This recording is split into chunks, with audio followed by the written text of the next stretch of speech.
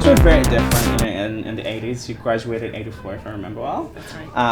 And in the 90s, where when you started here in 92. And it was very difficult for women, back then to progress through the ranks, but you made it. How did you make it? What challenges did you face as a woman? So, I'm very happy to say, thrilled to say that I've been so fortunate because I have been judged on the quality of my work and the quality of my ideas and the qualities that I'm able to get from other people. So being rewarded with greater positions and awards for what I do it's really based on merit. It's based on what I've been able to contribute, and that's a great thing. Absolutely, because people should be rewarded for what they can do, not because of who they are or what color their skin is, or it's just so. To me, I've been extremely fortunate, and there have been people who have supported me, and I in turn have supported others, and I think that works. There have been obstacles along the way, of course. There are times when I've been introduced and a person won't hold out their hand to me for a handshake as the CEO. They'll go to the gentleman who's standing next to me first. And so, I look at that and I say, okay, there's an opportunity, because I bet I can get him to shake my hand next. The next time, maybe he'll shake my hand first. But, that still does happen. Yes. It's out there. Yeah. Okay. It still does. Yeah. Thank you for sharing that. It's still, it is still out there. I mean, there are very few women CEOs. Yes, absolutely, that's true. Very few. Only 3% of CEOs are women. So it is a very small group. And there's a lot of talk about whether or not women take themselves out of the running for those positions. And what's your opinion on that?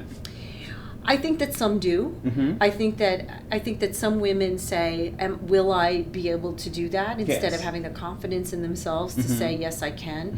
I think the other issue is not having role models, not looking up and saying, "There's a woman who's doing it. She's the mom. She sits on a board. She volunteers." And she's the CEO. If she can do it, I can do it. And I think when you see role models and you say, wow, you know what, I can do that, that's when you get excited and you don't drop yourself out. So, it's a little bit chicken and egg. We have to give our folks more role models so that they can see themselves in these positions. There was actually an article I read online about, that the fact that maybe the reason why women are not going up the ranks a bit more is because of that confidence issue, that perhaps maybe, women are not as, egotistical, as men.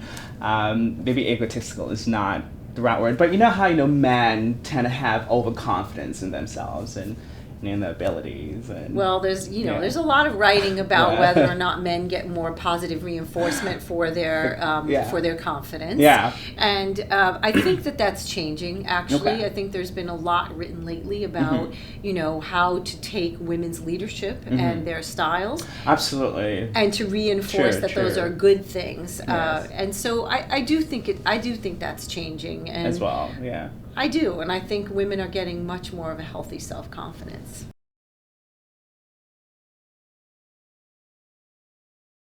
I think the women who choose to live into these CEO jobs do have a few things in common. I do believe they have to be decisive. They have to want to be able to take responsibility and live with that responsibility.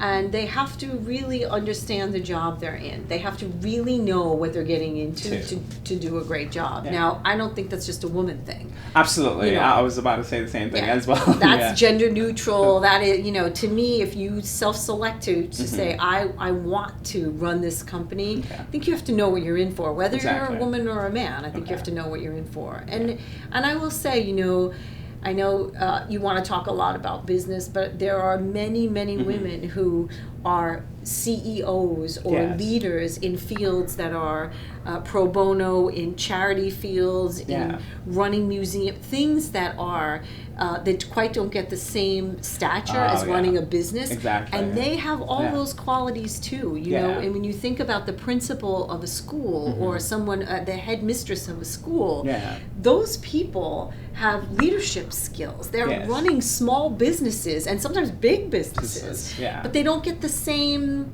cachet that a Yes. woman in business would get. And so Yes. I would say there have been women through the years that have been CEOs of things, Yeah. but they've been in the things that women more tended to gravitate to. So I think you have a lot of these strong women who've been doing this stuff for years. Yeah. And It's just that they're not accredited, yeah. well, and they're not. Yes, and Yeah. and they preferred to be in different fields, and now you're seeing more women enter into this field.